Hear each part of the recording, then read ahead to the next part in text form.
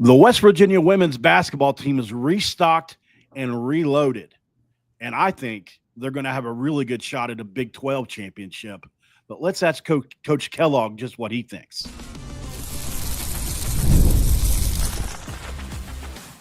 You are Locked On West Virginia, your daily podcast on the West Virginia Mountaineers, part of the Locked On Podcast Network, your team every day. And what is up, guys? Welcome back in. My name is Mountaineer Paul. I am your host. This is Locked On West Virginia, baby, where we're talking West Virginia women's basketball today and the chase for a Big 12 championship. And it is exciting, man. This team has reloaded.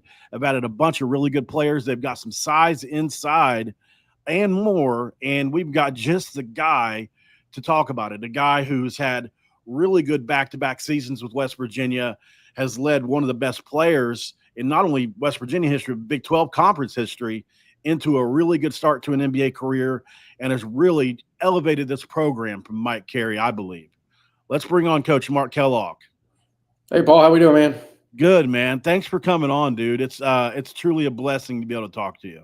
Yeah, I know. I'm happy to do it, and always happy to talk West Virginia women's hoops or promote our program and spread the word. And I know it's in the middle of the summer, but our players are mostly here, and we're kind of rocking and rolling. So let's have some fun over the next few minutes. Yeah. So, you've got 11 girls, right? Pretty much is where is that the breakdown 11? Well, there's 11 today. We've signed one more, so we're going to wait and release that one, which will be interesting when it gets released for sure. And then we're waiting on one more, so it may end up being 13. The last one is an NCAA eligibility issue, so we got to get this year approved. So we're just waiting on that one, but we may end up with 13 and another one that has signed, but we've got some visa stuff we've got to get through before we get her to campus and probably announce that one. Awesome. Is that news or is that known? That is not known. Okay. Well, then we broke a little news. That's great to hear. Well, yeah, we'll have to wait a little bit, though. Obviously, yeah. Maybe we can get that one. Okay. So you leaned heavy with age, man. You've got four juniors, 4 seniors, a graduate student, and you got a sophomore and a freshman here. Was that intentional, or is that just how it came together? Well, no, I guess intentional, just based on the way that this world of college athletics is moving right now, and this trend of transfer portal and obviously NIL. And, this was a weird year because we kind of had this, ability to kind of front load, some of the NIL, before this house settled. Right. And then rev share now kicking in because of the settlement just a couple of weeks ago. And so it was just a very unique year. I do think a lot of teams are staying older, though, a little bit more mature. I've never had I've had fewer freshmen here in my career than I've ever had, and I didn't have any my first year. I had no freshmen my first year here, and we had 2 last year, both of which left the program, and now we've got 1. And so it's not, and I haven't really been transfer heavy ever in my career. That's not what we've done. We've built a program type kids that would be in your program for 3 or 4 years. But there's just been a shift, and I think we've had to adapt to that. But we really like them. I like the crew. We've practiced now for 3 weeks, and we only get 4 hours a week, on the court. So we don't get a whole lot of time with them. They got to do a lot of extra on their own. But yeah, I really like what I'm seeing so far. I'm sure we'll talk about that a little more in-depthly here in a second, but really, really great kids. We have added some pieces. We do have 11 right now that are working out. They're all healthy. So yeah, so far so good. Last year it was JJ Quinerly's team. And she's proven why that is the case in the WNBA so far. Jordan Harrison's going to get her shot to do her best JJ Quinerly impression, if that's even fair to say. But if you look at what she did last year, she played over 1,000 minutes in 33 games. She was really, really good last year. And do you think she got overshadowed at times by JJ's large presence? Yeah, yes. Jordan's been awesome, and I had her too before we came to West Virginia. She played for me her freshman year. So we've been at this thing for a while. Hardest worker, great kid. She was the leader of the team last year. She's the voice. JJ was a little bit on the quieter side. So JJ led just because of her talent and how good of a player she was. But as far as like the vocal, or if you said whose team is this, I would have said Jordan's, and even more so this year. She'll do it differently than JJ. I don't know that Jordan will average 20 points plus like JJ did. I don't know that that's really what she necessarily is. But she's going to score it. She's going to move it. She can share it. I think assists will be up for Jordan a little bit more even this year. Where Jordan's not getting probably the amount of credit she deserves is on the defensive end. She's an elite, like everybody talked about JJ, and JJ is a very elite defender. Jordan is every bit the defender that JJ is. Wow. I think she had 35 charges maybe taken last year. Jordan did, and just can guard the ball, guards off the ball, IQ defensively, just a really, really good defender and to match what she can do on the offensive end. And really good defenders, one trait among defenders is they foul a lot, right? Because they're especially if they're really aggressive defenders. And I think JJ, she only fouled out 3 times last year. Or Jordan only fouled out 3 times last year, despite being an aggressive defender.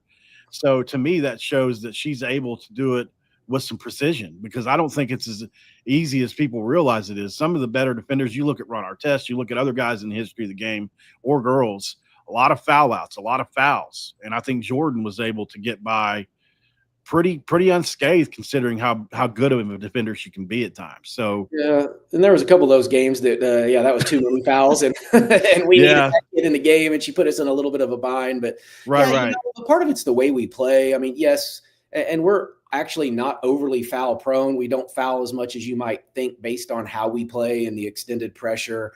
But we have to work hard at it. And those kids that are quick and somewhat handsy, and how they play and guarding the basketball, and we want to be careful fouling 90 feet away from our basket or 80 feet. Like, those are not good fouls. And so we do have to talk quite a bit about that.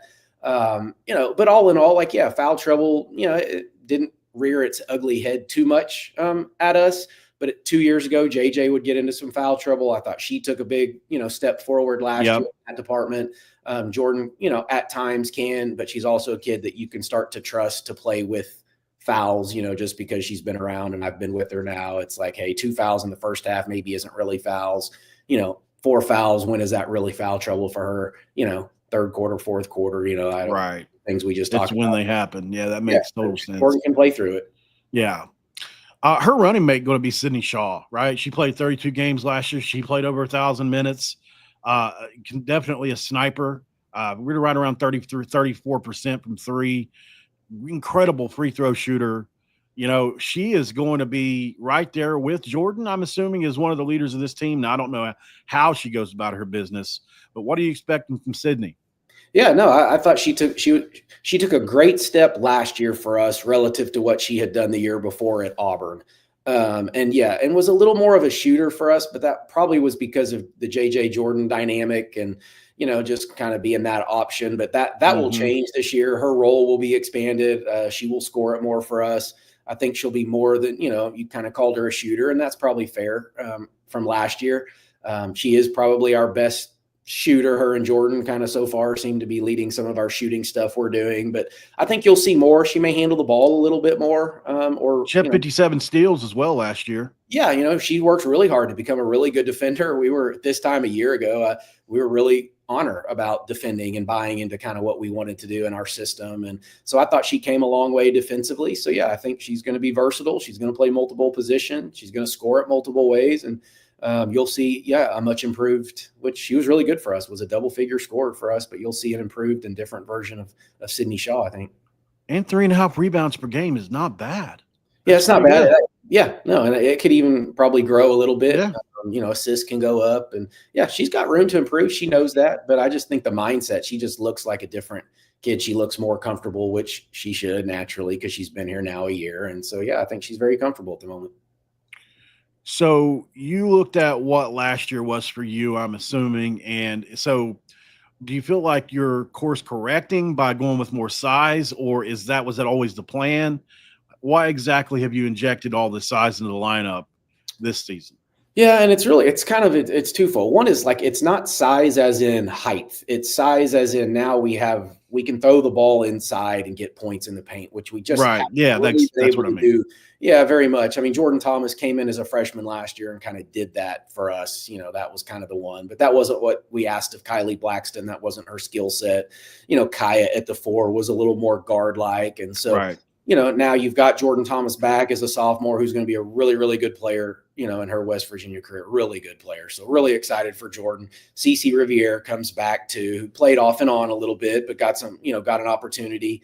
And then 2 kids like Mimi Wheeler, Kiara Wheeler, we call her Mimi. So Mimi is just, the girl can just hoop. She is tough. She can hoop. She scores it. She's crafty.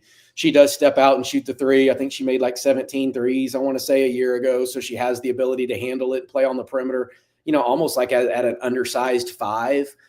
Carter McCray came to us from Wisconsin, who's just an elite rebounder, great footwork, shoots it at a really high percentage on the inside, is working on the perimeter. So we may, she won't be Kaya quickness and kind of speed on the perimeter, but she's going to give us a presence on the inside again. So we're going to play kind of with 2, I don't know, bigs, if you want to call them that. We're not super tall, but just with that have an ability to get you points in the paint. And that's been really fun for our guards to be able to dump it to some kids that can, catch on the roll and finish inside. All right, guys, let's go to break really quick. We're at 10 minutes. We'll come right back. I'm going to ask him about this portal class they brought in overall because it's really good. We'll be right back with Coach Kellogg after the break. This is Locked On West Virginia. Stick around. And this episode of Locked On West Virginia is going to be brought to you by Monarch Money. And look, when it comes to Monarch Money, guys, I have to tell you the truth. I have checked my bank account before and said, where did all my money go? Well, between dining out, online shopping, and entertainment, it can be easy to lose track. That's where Monarch Money comes in. It's your personal CFO, giving you full visibility and control of your finances. It's not just a budgeting app, a complete financial command center to help you track all your accounts, investments, and spending in one easy, convenient place where you can stop managing your money and start building your wealth, giving you that all-in-one convenience. Instead of juggling multiple apps, you can use one app to do it all, where you can check finances, track spending, and even plan long-term goals. Take control of your finances today with Monarch Money. Use code LOCKEDONCollege at monarchmoney.com for 50% off your first year. That's monarchmoney.com, code LOCKEDONCollege for 50% off your very first year. It's segment 2. I got to crack a do really quick, Coach Kellogg. I know that's probably not in your diet, but it's in mine. That's all right. Hey, whatever the vice is to get us through the day, right? That's right. Yeah. That's, I'm simple, and things that rhyme make me happy. I say that all the time on the show. It's segment 2, crack a do. It works. The people in the show like it, so I use it.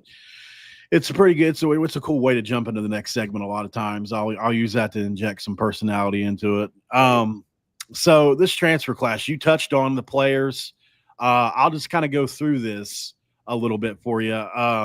Obviously, of the 11 girls, I think, you mentioned her right before, but Kiara Wheeler can really hoop. She really can. If you go watch this girl, what she was able to do at Norfolk State, she was way too good to be down there. And that was obvious. She was way too good last year, the year before this year, to be down there. Why do you think that she didn't come up even last year? Not just this past. She should have been at the Power 4 level 2 years ago.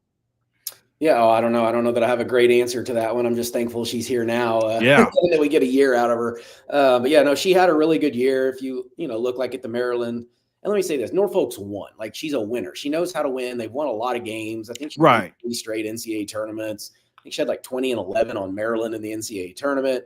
The initial reason is just because she is undersized at the Power 4 level. At 6'1". Yeah. She's just 6'1", but she is strong. She can defend her position. She just has a great feel. I say that and I'm saying as an ultimate compliment, but she just knows how to hoop, and she's tough, kind of hard-nosed. When you're coaching her, she doesn't give you a lot, but she's very, she's a smart kid. She's articulate, understands the game, and so, yeah, we'll be able to play her inside, outside. We can put her in ball screen. She could set the, a ball screen for somebody. She could probably come off of a ball screen. You could really have some fun with a kid that's this versatile. She's all MEAC player, all defensive team, MEAC's most outstanding player in the tournament. She had 32 blocks last year, which is second on her team, 270 rebounds, which is a lot, 115 offensive, 155 defenses is a split there, over 350 points, where she averaged 11 points a game in 30 games, where she played 28 of those were starts. I mean, she just had such a good year. And that was the 23-24 season. And the 24-25 season, it jumped way up to 15.6 points per game, 9 rebounds, 2.3 blocks per game, which was 9th nationally, and a 50% field goal percentage. I mean, is she going to challenge for that field goal percentage lead? Because I think you had somebody, who was it that was your leader last year in field goal percentage? I think it was Sydney. Could have been, yeah. Yeah. She had Sydney had 52.3% field goal percentage last year. Yeah, no, she'll shoot it at a pretty high percentage, I'm sure, and but she'll play on the perimeter some too, which potentially could bring it down just there. But no, she's a very efficient. I mean, that would be the best term to use. She's an efficient player. She's an IQ. I think the older these kids get, the more efficient they become. Freshmen, and when you watch some of these like high school and AAU tournaments, the efficiency is just not good at all. That's just straight volume, and then they get to this level, and you just don't get volume necessarily, most of them. And so, how efficient are you? And Mimi certainly learned how to be an efficient basketball player. You brought in Gia Cook, she's played at Houston and Maryland in her career. She was at Houston last year, where she was their second leading scorer. She destroyed TCU in a game. She destroyed Rice in a game. I went and watched both. Or I'm sorry, she had 25 versus TCU. I think she had 18 or 21 versus Rice and 18 versus another team. She can explode when she needs to, and she's done it against high-level competition. Yeah, 3-level scorer, by the way, not just a shooter with her. What are you getting out of Gia?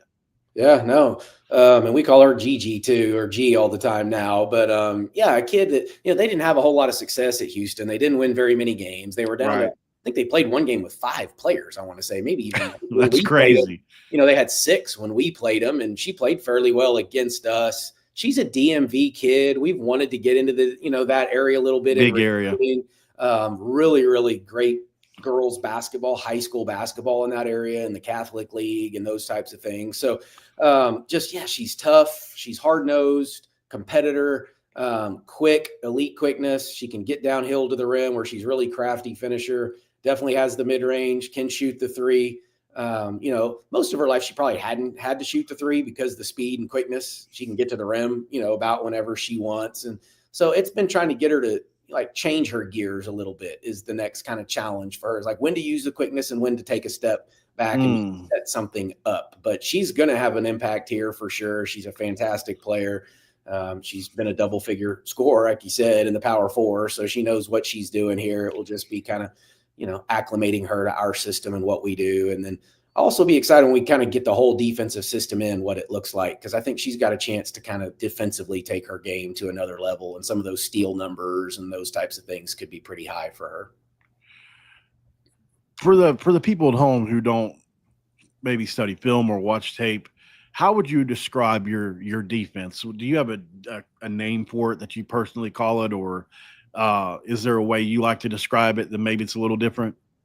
Yeah, no, we don't. Actually, I've kind of joked since I've been here that with Press Virginia, we needed to come up with something. Just so somebody actually, it made sense, and I kind of like it. But I've never wanted to be defined just by the defense. That's the only thing I don't really want to be. Because it kind of happens, doesn't it? And so if you go with a Press Virginia, then you're just solely about this defense. So Stress Virginia is what came up. And that's really good. Stress on you both. I love it. Could be on defense or on offense. And so we've been elite defensively. Some of that, though, here was just we had to be, because we weren't quite where we needed to be on the offensive end yet, because we just didn't have that true interior presence. And so we needed to hang our hat on the defensive end. We had, obviously, the Jordan and JJs and even Hemingway and Lauren Fields a couple years ago. We had some elite defender types. And so you did. Really, that's really what it's been. We've needed it. We've had to have it. I would even give up a little bit of defense if we could get the offense to kind of almost start to match where we've been at. And so we've been top 5 in the country defensively. I think we're about 34th, 32nd in the country in offense, which is not terrible. Not terrible. But it doesn't quite match where we're at on the defensive end. I'd be remiss if I didn't bring up Maddie Parrish, who is your only true freshman that you brought in that I'm aware of. I'm pretty sure that's right. Who is obviously a really highly touted player that, I would say that, with everything Coach Carey did in his career, she wasn't the type of player that he went after necessarily. And I feel like the program visibility has raised up to a point now to where maybe you can go after some of these bigger fish. What do you think Maddie brings to the table? She's obviously a combo guard. She's 5'11", and she's going to be able to play multiple backcourt roles. What have you got planned for her? Yeah, no, we're really excited about Maddie. Great kid, great family. We worked hard in recruiting her, and they made us work hard, which they may laugh at if they see this, but like just a really good kid, and very, very talented. And yes, she could play any of the guard positions. She played point all summer last year on her AAU team, high school team, handles it a ton, can shoot it. She's got that length you talked about. She's another one when we get the defensive stuff fully in, like I'm really excited to kind of see her because her length and activity, she should thrive in what we do defensively. Again, another kid that can legit score at all three levels. It's now learning how and when to get to those levels, though. That's the challenge that we've just seen in the first few weeks. And that's very normal. But super excited really about her. But like I'm excited about Logan Johnson, Riley McAlusky. Like those kids are good. They're going to be really, really good. Like we've got depth. Like we got 11 right now, and I sit there and look at them like, guys, I don't know how this is, all going to play out yet, and we don't have to decide that. But this is a talented roster from 1 to 11. This is the most talented top to bottom. Now, do we have like the JJ and the just go get you a bucket kid? I'm not sure yet. It may end up happening. But we certainly can spread it and score at a lot of different positions right now. One more break, Coach. We'll get to those two. We'll break them down just a little bit more detail with Logan and Riley right after the break, guys. 6 seconds. We'll be right back.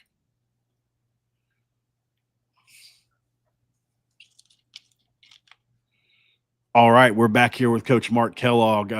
Thank you so much, Coach, for coming on and talking about this, man. I think that's exciting to hear you say the most deep team that you've had, considering the 28-5 back-to-back records, right? I mean, it's super impressive to think that you could be in that stratosphere again and possibly beyond it. It's really fun. I labeled this championship goals because based on my tape study and my understanding of where things are at the program, and I'm just, I'm obviously nothing compared to what you could ever, I'm not saying that, but I watched the game and I really like what you've done personally. So I agree with you 100%.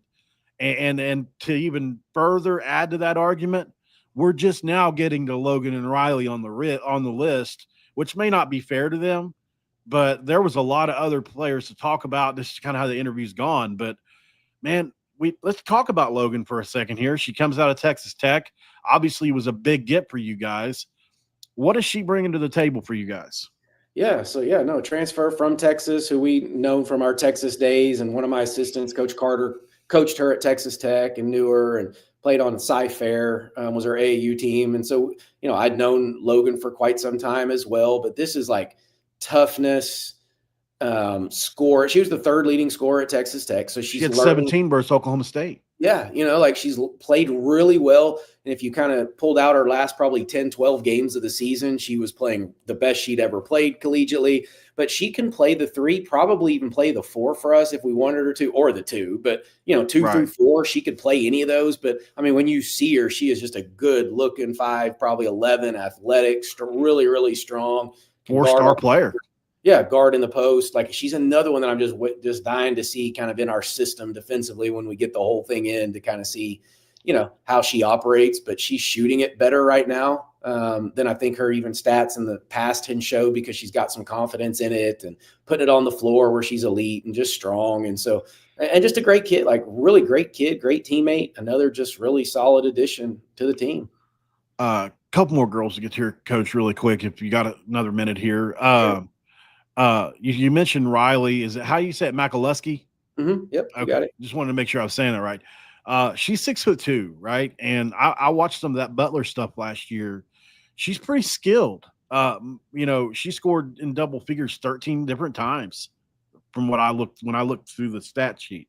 Yeah. She had 16 versus Georgetown. I think she may be slept on a little bit considering everybody else we've talked about, or at least from a public perspective. Sure. Yeah. We actually recruited her younger sister. Riley was already at Butler, and we were recruiting her younger sister, who's going to end up going to Indiana, but was their state player of the year. So we got to know the family a little bit, and that was part of our connection to Riley, was really through recruiting her sister, but we don't have this longer skilled, can shoot it, stretch a defense kid. And we really haven't had that since I've been here. And so Riley went in and we were pretty excited right off the bat just because of the things that she can do. But she is very, very skilled, smart, IQ. She scores at all 3 levels. She's got this high release on her shot that allows her to get the shot off. And, my favorite stat for her was her freshman year. She led the Big East in 3-point shooting as a freshman. Wow. Their starting point guard got hurt last year at Butler, and I thought that probably affected just kind of them offensively a little bit. But she's, averaged 8+ in the Big East, which obviously is UConn, Marquette, and Creighton, and a lot of really, really good women's basketball teams. And so she's played not necessarily Power 4, but Big East is pretty dang close, if it's not even right there on par with some of the Power 4 teams. So again, versatile kid. She'll play multiple positions for us, and just really excited to have a kid, like her in the program, because we have not had one in my 2 years. Awesome, man. I think we touched on Celia just a little bit. Maybe it was off camera. We talked about her 6'3" from Paris. Obviously, he was at Northwest Florida State. 12 and a half points a game, 7 rebounds a game. Only played in around 22 minutes a game. 218 rebounds, 59 of those were offensive. She was a junior college All-American. What are you getting in the Paris, France native?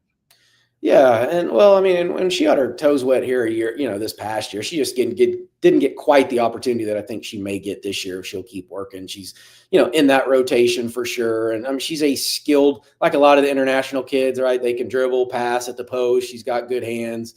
We'll play inside and out a little bit, but she was almost our zone buster at times last year. People went zone. She's just such a big target and a really good passer at the high post. So she's got a role. She's going to expand that role this year, I have a feeling. And so we're excited to kind of just keep working with CC. Glad to hear that. A couple of things I personally always wanted to ask you really quick, Coach, are, you got your career when you started, you coached men. And I'm just curious, what is the biggest difference between coaching men and coaching women, in your opinion? Yeah. It's the simple answer is with men, you coach egos, and with the women, you coach probably more of emotions. That makes sense. But, the men typically think they're better than they are, and they're very egotistical. And so, it's like, how do you manage some of that? But women, it's more personality, it's more engaging, it's more relational, which is emotion. I wouldn't go coach men now if the opportunity probably presented itself. Right. I've thoroughly enjoyed it. Honestly, they make better grades. They go to class. I don't worry about really ever getting 2 a.m. phone calls because they're out doing something that they're really not right. supposed to do. And not that they all do that. I'm making generalizations for sure right now. Yeah. We're kind of having fun with it. But no, I've thoroughly enjoyed coaching women. The basketball, not quite as athletic, but we've come a long way in the women's game with the level of athleticism. No doubt about it. 15 years. So, I feel like I still get to do all the things that a coach that coaches on the men's side would do. You just kind of handle maybe some other, how you coach, how you motivate, those types of things probably are a little different. How have you felt about JJ starting the WNBA? Yeah, good. Really good. She just needs to keep taking advantage of those. They've got some injuries and some depth issues, and so she's getting cracks at it, here and there. So just, sometimes it's a hard situation, though. It's just like our kids that come off the bench and they may play a little bit one game. They may not play as much. Somebody gets hurt, so you play more, but then you go back to that other role fairly quickly. So it's going to be a grind for her, and she's just a rookie. But, we thought Dallas would be one, the wings that would be interested because of the position. They wanted a third ball handler at the time, which now I think she's mostly the second ball handler. She's the second ball handler for him, yeah. Kind of be like some when they were, calling us about her, they needed like a microwave. You remember Vinny? I don't know. You may be too young. I know Vinny Johnson. Absolutely, the microwave for Detroit. They kind of want, some of them were like, she can be that role, come off the bench, be a bucket getter, guard. Yeah, I love that comparison. Yeah, that's such a good comparison. Yeah, and so just maybe settle into that role a little bit. But man, we're super proud of her, and we've already got her WNBA jersey up in here in our facility, with the rest of our WNBA players. I'm about to get one to put it back here. I need to do that. Raven is somebody that she's a moderator for me and is a big fan. And really, she's the biggest fan I have of you guys in my chat. So I just wanted to shout her out because she was one of the driving forces. She was on to me about last year, covering you guys a little bit more because you get tied up in what's going to be views and things like that when you're a content creator. And sometimes I think, I could have covered you guys more. I kicked myself for it. Doesn't mean that I won't cover you more because I'm going to cover you more, obviously, in the future. But I just wanted to point her out. She was one of the driving forces behind that. We And appreciate she it, is a big fan. Keep kicking Paul in his butt for that coverage. Yeah, absolutely. So I appreciate you for doing this. This has been really, really fun. I think to tie the knot on this, we'd kind of flirted around with expectations and things, and this is the deepest team you've had, 1 through 11. And you said it could even get better, even without whoever's hanging around out there for you to add. Do you have any sense of expectations, or is it not fair to throw those out there? Well, yeah, I mean, we haven't talked about it much as a team yet. Of course, I think, our program's at the level now where the expectation is that you're winning, competing for Big 12 championships. Right. And that's another level for us. We got the double bye in the conference tournament. That was kind of important. And if you finish in the top 4, like that's pretty legit. If you're in the top 4 in a Power 4 league, then you're doing something right. But yeah, we want to be about championships, and we want to get to the Big 12 tournament and get to that final game and win it, and celebrate and cut down a net and, get rings. And we just haven't quite got there yet. Hosting an NCAA tournament would be, those first 2 rounds in Morgantown would be fantastic. Like that. Can you imagine those first 2 rounds in Morgantown, what those crowds, because I think we wanted them last year so bad. Better than we've ever had here in our school's history as far as attendance was concerned this year. And man, we were 16-0 at home. Like it was rocking. It is loud. It is a tremendous home court advantage. Tremendous. Number 1 from Ken Palm, right? Yeah. Like I would love to get one of those. Now we got to do our, we got to take care of business to do that. But we keep getting to the second round. Obviously, Iowa, North Carolina, playing on the road, tough environments, good teams, of course, when you get to that level. And so, it doesn't guarantee it at home, but man, I would like to see if we can't get that thing in here. And we have one Sweet 16, Paul, in our school's history. It was in 92 and they won one game to get there. So we need to get to Sweet 16 and beyond and be the best team that's ever played here. And that's kind of the stuff that we talk about. And I don't want to shy away from that. I want those to be our goals. And we want to keep building until we kind of eventually knock the door down. And I think you guys will. I really do. I been around this program for a long time, covered it for years now, and I think you guys are so well positioned to do this. I mean, you've definitely, the fan base is at a point where I didn't think it would get for women's basketball, and that's no disrespect to anybody. It's just I think the sport as a whole has taken a step up, obviously for multiple reasons.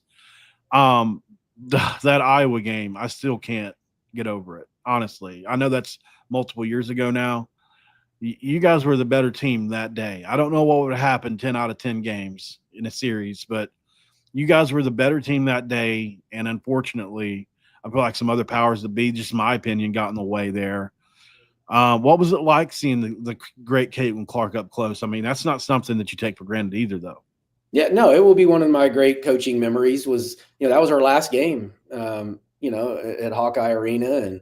And we were there. We were the opponent. We did play great. God, if you could have sent her home, though. Yeah, it would have been fun. That whole, deal about me sending her packing kind of ended up being funny. And I really should have doubled down. Like, I almost regret it because I said to myself after that, like, I wanted to go into the next press conference with like a luggage with her little head, coming. Oh, my God. And just to like, why not? And she's the most competitive person in the world. And after the game, she was not very happy still with me and reminded me that she heard my comments, Oh, yeah. Things. Oh, yeah. That's but like, so funny. It's okay. Like she's obviously a game changed women's basketball for the better. That was a great environment. It was one of the loudest environments I've ever been in my life. I bet. I told all of our kids, if you've ever played in that, if you're on that team, you'll never be intimidated by an environment ever again. If you ever walk into one, like that will be nothing compared to what we went through. And I was just really, really proud to be the coach. I was proud of the way we represented on that, national stage and against that level of team and talent. And so, yeah, proud of them. Obviously, we want to win. That's the goal. And we fell short of that. But we used it as motivation and still do to this day. And we'll keep seeing if we can't knock it down. But I want that environment. I want 15,000 people in the Coliseum. And I want people to say that about our place that we had. Yeah, we had to go to West Virginia in the NCAA tournament in front of those. Nobody wants to. I promise you that. Yeah, like that'd be phenomenal. So we've got a couple hundred people over on X. We've got a few people on our YouTube. We got a couple hundred people on TikTok. I appreciate you guys all for joining in the middle of the day here for this interview. And it wasn't promoted as well as it could have been. So I really appreciate the turnout considering that. I think these girls deserve everything and more. And I'm really glad that so many people have turned out for this as well to support Coach Kellogg. It's been said in this chat multiple times since we've been on here. I've been reading it. So many people have great things to say about you. I just think you fit our culture so well. You really do. You coming in, I don't think, Mike Carey was so great and we all loved having him. But man, have you really taken this thing up a couple rungs? You really have. And that's no disrespect to Coach Carey at all. It's just sometimes you get a guy in that fits just right. And for everything, when, Coach Plitzwhite and how that ended we were so blessed to get you in her stead. And that's not just because you're on the show. The proof's in the pudding. Like that's back-to-back double buys, 28-5, the whole 9. Quinerly, the whole thing, Harrison coming back could be a Quinerly or possibly more. You've got our position in a program of strength and power, and I think you deserve all the credit. I just hope you never leave. Yeah, no, we're loving it. Like, and we wanted that. Like, I wanted a place. I didn't have to leave where I left. I'd had opportunities. This felt right. It was comfortable. This is our kind of place. Even at my press conference, like my wife grew up in Colstrip, Montana.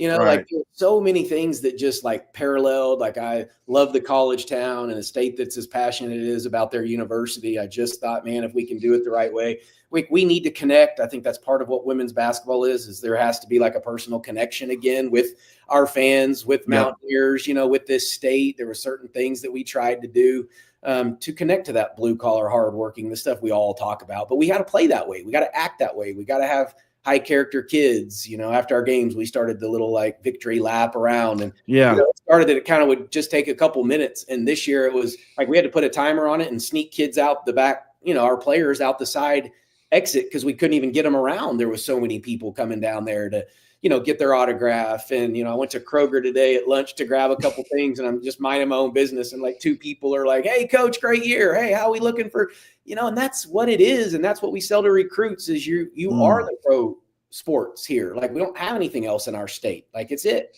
but our family, they meshed quickly. My kids were fantastic in how they adapted here. And a lot of that though was because the people made us feel really, really special. Thank you, Dylan. He said, love Miss Kellogg too. One of the reasons we connected was because I posted something your wife had talked about with your daughter. And don't mean to cross any bounds here. If I do, I apologize. I just want to throw out our condolences to Kaylee as she's gone through a tough thing here. Obviously the best player in the state. I don't think there's a question about that. And I don't think there's any question she'll get back to it. But, I had come under a little criticism for the way I had worded that tweet. And I reached out to you and apologized. You didn't seem to mind, but I also wanted to reiterate it publicly just in case anybody else had an issue with it because she is still in high school. She's a girl.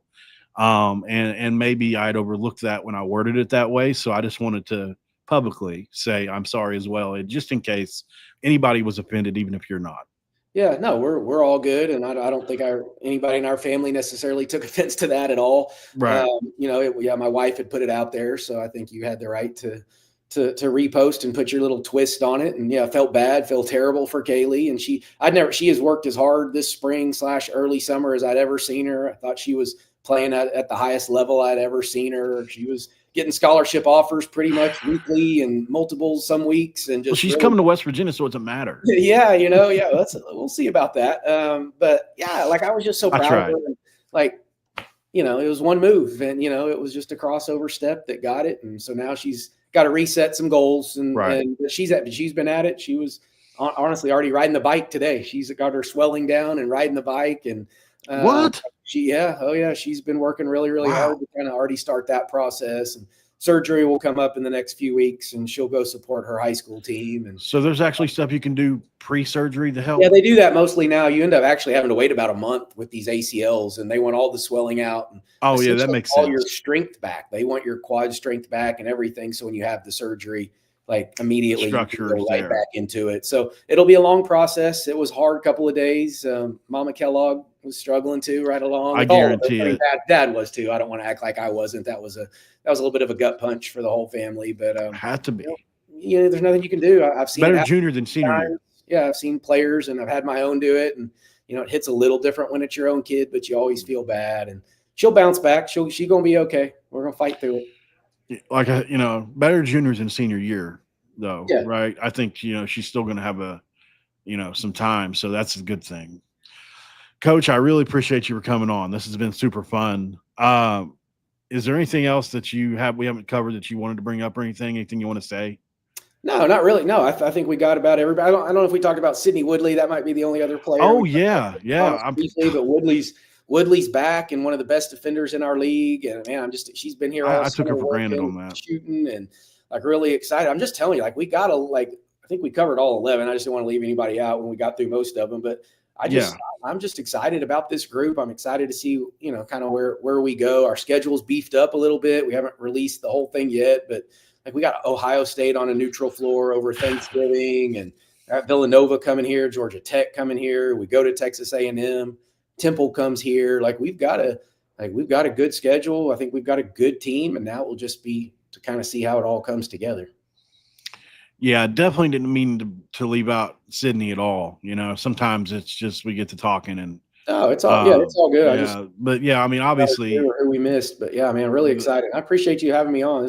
I like to do this, and a lot of times this time of year we don't get a lot of coverage of basketball. When it's in the middle of the summer and it turns to a lot of other things. But I'm certainly always happy to talk about the program. Raven's happy about the Woodley mention. yeah, she's a lot of people's girl. They like her. Yeah. I cover every team 7 days a week. So if there's news, I don't miss a day. I've missed 3 since October, I think. So, I'm pretty creative in coming up with ways and things to talk about, but I'll absolutely be covering you guys more now that you're back in practicing again, which I've seen some footage of.